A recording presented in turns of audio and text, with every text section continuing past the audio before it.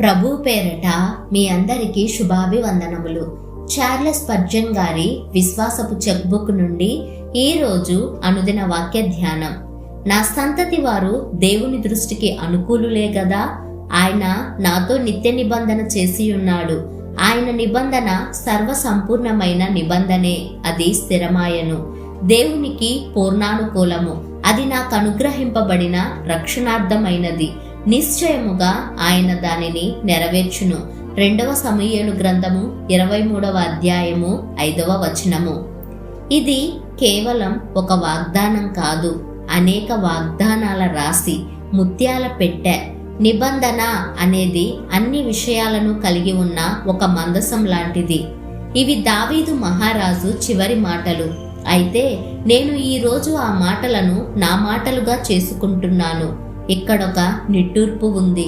నేను అనుకున్నట్టుగా అన్నీ జరగలేదు. ఎన్నో శోధనలు, చింతలు, పాపాలతో జీవితం గడిచింది. వీటన్నింటితో నా తల బరువెక్కింది. ఇక్కడొక ఆదరణ కూడా ఉంది. ఆయన నాతో నిత్య నిబంధన చేసి ఉన్నాడు. యెహోవాయే స్వయంగా నాతో నిబంధన చేశాడు. దానిని యేసు రక్తంతో ముద్ర వేశాడు. నేను నా దేవునికి కట్టుబడి ఉన్నాను. నా దేవుడు నాకు కట్టుబడి ఉన్నాడు. ఈ నిబంధన నిత్యమైనది, క్రమమైనది, ఖచ్చితమైనది. కాబట్టి ఇందులో భద్రత అనేది ప్రాముఖ్యంగా కనబడుతున్నది. కాలం చెల్లిపోతుందనే భయం ఈ నిబంధనలో లేదు.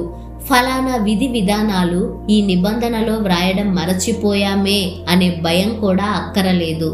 సహజ సిద్ధమైన అనిశ్చిత పరిస్థితులు ఎదురవుతాయేమోనని కూడా భయపడాల్సిన అవసరం లేదు. ఈ నిబంధన రాతి పునాది లాంటిది గనుక దీని మీద కట్టబడేది జీవానికైనా మరణానికైనా నిలిచి ఉంటుంది. దావీదు గొప్ప సంతృప్తిని అనుభవిస్తున్నాడు. ఇక అంతకంటే ఎక్కువగా రక్షణను గాని ఆనందాన్ని గాని అతడు కోరుకోవడం లేదు. అతడు విమోచింపబడ్డాడు, ఆనందంగా ఉన్నాడు. ఒక మనిషి కోరుకునేదంతా ఈ నిబంధనలో ఉన్నది. నా ప్రాణమా, ఈ రోజు నీ ప్రభువైన యేసు తట్టు తిరుగు. ఆయనే ఒక నిబంధనగా మనుషులకివ్వబడ్డాడు. నీ సర్వస్వంగా ఆయనను తీసుకో.